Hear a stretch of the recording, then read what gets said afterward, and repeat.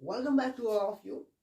आज है 3 जनवरी और 3 जनवरी को एक विशेष भौगोलिक घटना होती है जिसे कहते हैं ज्योग्राफिकल लैंग्वेज में पेरिहेलियन।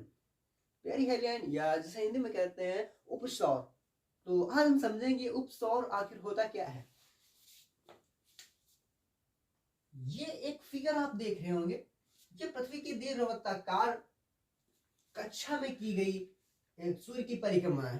ठीक है, पृथ्वी सूर्य का एक चक्कर लगाने में पूरे 365 दिन का समय लेती है। ठीक है, सभी को पता होगा।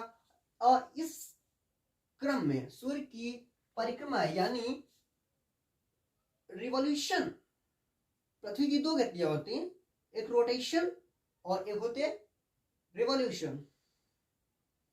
ठीक है, तो इस क्रम में जब पृथ्वी घूमती है तो एक ऐसा समय आता है जब पृथ्वी सूर्य के एकदम पास में आ जाती है।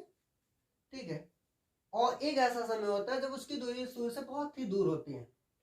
वही होता है उपसौर तथा अपसौर, जो कि भौगोलिक या ज्योग्राफिकल लैंग्वेज में उपसौर या अपसौर कहते हैं, एफेलियन या पेरिहेलियन। ओके, तो इसे समझते हैं तो समझने ही होंगे आप। इसे याद रखना बड़ा ही आसान है मेरी भाषा में। देखो,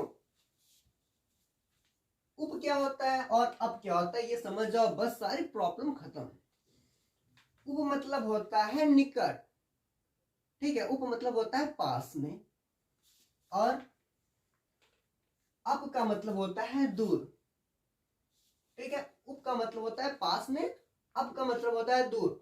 इसका मतलब सौर का अर्थ हो गया सूर्य से। जब सूर्य पृथ्वी के सबसे निकट होता है तब उसे कहते हैं उपसौर।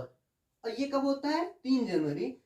सबसे अच्छी बात यहां याद रखने की, उपसौर, ये जो छोटा उ बना है 3 की तरह लग रहा होगा, इससे ये बात याद रखना 3 जनवरी को हमेशा उपसौर होता है।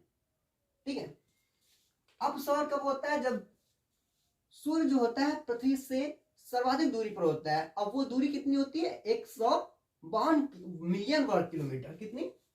152 मिलियन वर्ग किलोमीटर।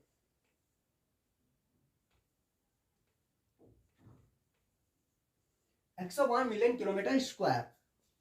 ये क्या होता है? अपसौर, या जिसे कहते हैं एफेलियन। पेरिहेलियन बोलते हैं जब सूर्य पृथ्वी के सर्वाधिक निकट होता है, तब उसकी दूरी जो होती है 147 मिलियन किलोमीटर स्क्वायर होती है। ठीक है, और